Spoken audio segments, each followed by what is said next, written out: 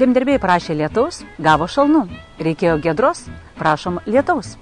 Tokie išbandymai žemdirbiams kliuvo per pastarasis kelias savaitės. Tačiau nusistovėjus palankesniam orui, ūkininkas Almantas Pališkis įvertino savo naudotų technologijų privalumus.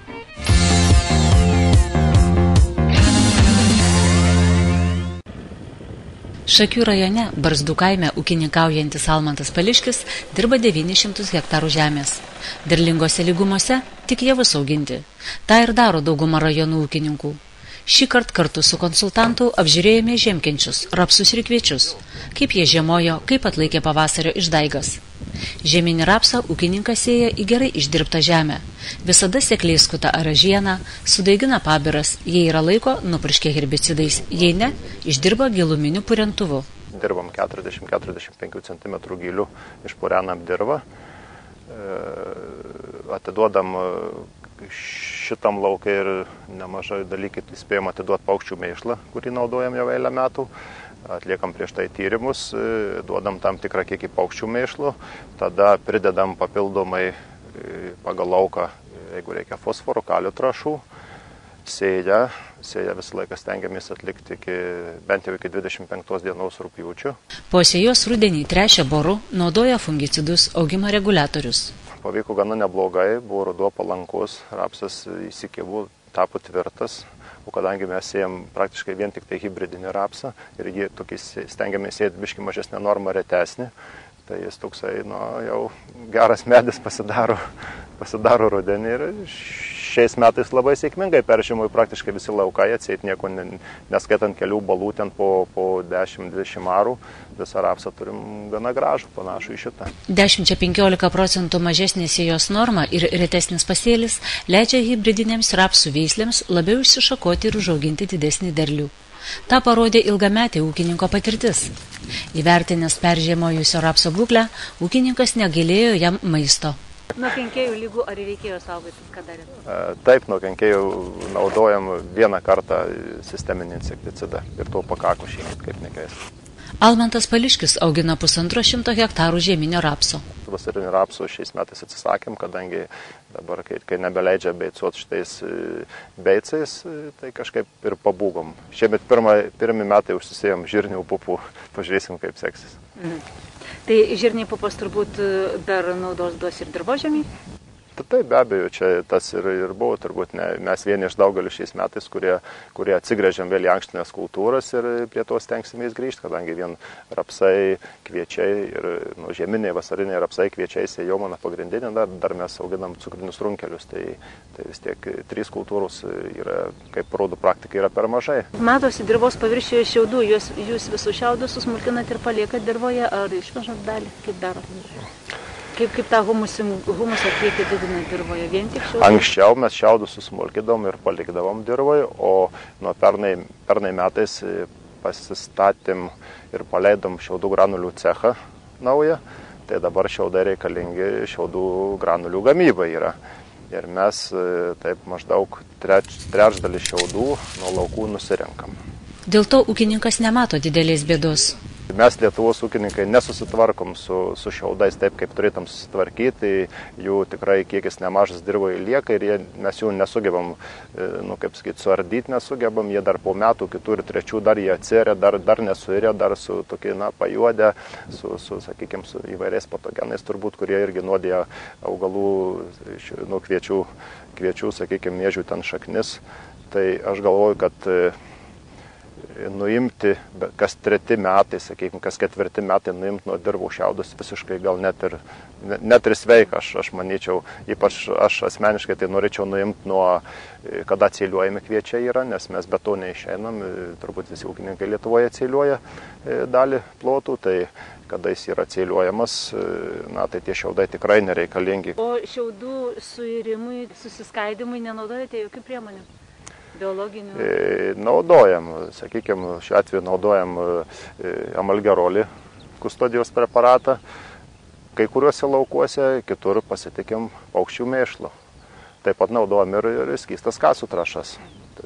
Skystas kasų trąšas jau naudojam daug metų, amalgerolį tokiais, čia dabar vieni kiti metai bandom irgi tokius atliekam, bandymus žiūrim, ir kartu dar aš skaitau, kad tam tikras kiekis paukščių mėšlų, jis taip pat tą dirvos organiką atstatinėja ir pakankamas ten yra kiekis azotų, kuris būtent ir naudojamas tam šiaudų skaidymui dirvoje. Aš kaip suprantu, ūkininkai jūs prižiūrėjote nuo pat technologijos pradžios, nuo sėjos turbūt, ar ne?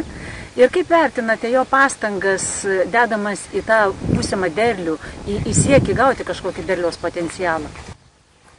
Na, ūkininkas tikrai, jisai nori gauti, kaip ir kiekvienas, ko gero, nori gauti tikrai gerą derlių, tuo labiau, kad Suvalkijoje tai dirvožemis leidžia tą padaryti.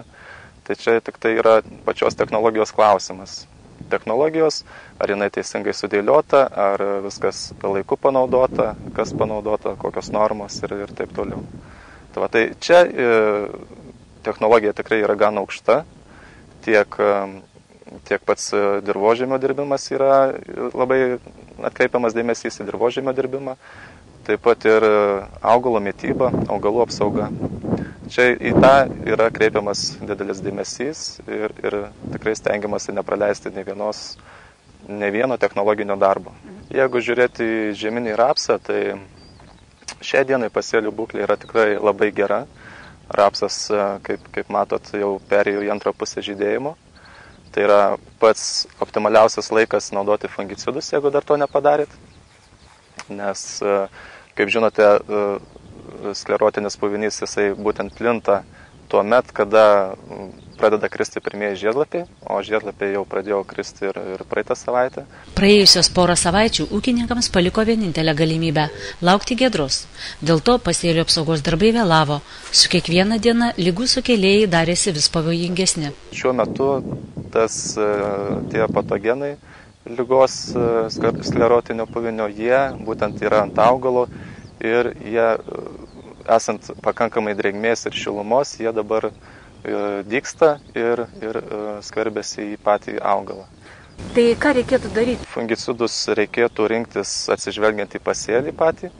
Aišku, daug tų faktorių yra pačio pasėlio tankumas ir potencialas pasėlio, taip pat pačio ūkio ekonominė galia.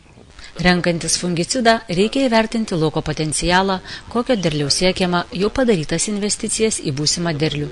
Jeigu pasėlis tankus, numatomas tikrai didelis potencialas, tuomet reikėtų naudoti ir fungicidus brangesnius iš tikrųjų, kurių veikimo laikas yra ilgesnis. Tai, pavyzdžiui, strobilurinų klasės fungicidas.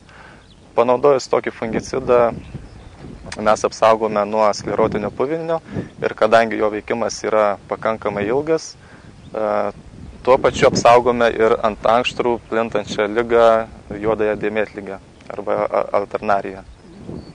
O jeigu pasėlis yra retas, didelio potencialo nesitikima iš jo gauti, tuomet galima šitoje vietoje ir pataupyti, naudoti pigesnį fungicidą, kad ir tebukonazolo veiklios medžiagos pagrindu. Antroji savaitės pusė buvo palankesnė pasėlių purškimams, tad ūkininkai suskubo darbuotis, kad išvengtų ligų daromų nuostolių. Kol kas didesnio pavojaus nekelia didžiausias rapsų kenkėjas – rapsinis žiedinukas. Jam buvo per šalta, todėl daugeliui rapsų pasėlių užteko vieno purškimo sisteminiais insekticidais. Žieminiai kviečiai dabar auga, formuoja derlių ir jei nuo sėjos iki šio laiko viskas buvo technologiškai teisinga, tikėtinas neblogas derlius. Pasak Nerijaus Šilingio, ligų gali pasitaikyti, tačiau jos labiau tikėtinos silpnuose pasėliuose. Čia kaip ir žmogus, jeigu jo mityba subalansuota, jis gauna visų vitaminų, mineralų, visų maisto medžiagų, kurių jam reikia, tai jis automatiškai ir sirgs mažiau. Lygiai taip pat ir su augalu. Jeigu jis yra pilnai pamaitintas, prižiūrėtas, tai savaime suprantama, kad lygom jisai bus atsparesnis. Taigi šiai dienai matome, kad pilnai visi viršutiniai 4 lapeliai yra sveiki, jokių ligų užkratų nesimato. Tiesa, praeitą savaitę kur nekur pastebėjom miltligės pradžią, tačiau užėjusios šalnos 2 naktis iš eilės ją sustabdė Tačiau šitoje vietoje reikėtų vis tiek atkreipti didesnį dėmesį tuose laukuose į miltlygės plitimą. Ūkininkai, pastebėję miltlygės požymius, turėtų rinktis fungicidus stipriau veikiančius šią ligą. Efektyviausi morfolinų grupės fungicidai, turintys savyje morfolinų grupės veiklias medžiagas. O šiaip bendra situacija yra tikrai labai gera, miltlygės labai mažai kur yra matoma, visur kitur pasėliai yra labai sveiki, gražūs.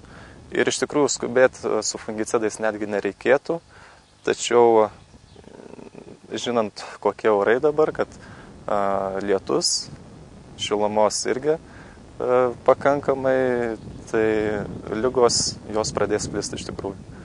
Na, o ta gamtos tokia išdaiga, stiprios šalnos, paskui 2 savaitės liaupiantis lietus, prieš tai buvusi sausra, turbūt visoje Lietuvoje, ar ne? Kokią tai galėjo padaryti įtaką pasėliams?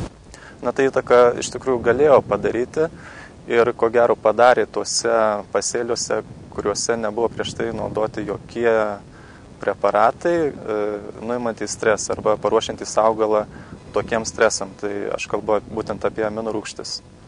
Tačiau čia yra tiek žieminėm rapse, tiek kviečiuose buvo naudotos aminorūgštys ir šalnas tuos lengvus naktinius pašalimus tikrai įveikė labai, labai gerai. Ar daug nerimo sukėlė prieš porą savaičių dar vyravusi sausra, po to šalčiai ir dabar nesibaigiantis lietus? Taip, prieš 2 savaitės buvusi sausra, tai mums labiausiai nerima kėlė dėl vasarinių kultūrų.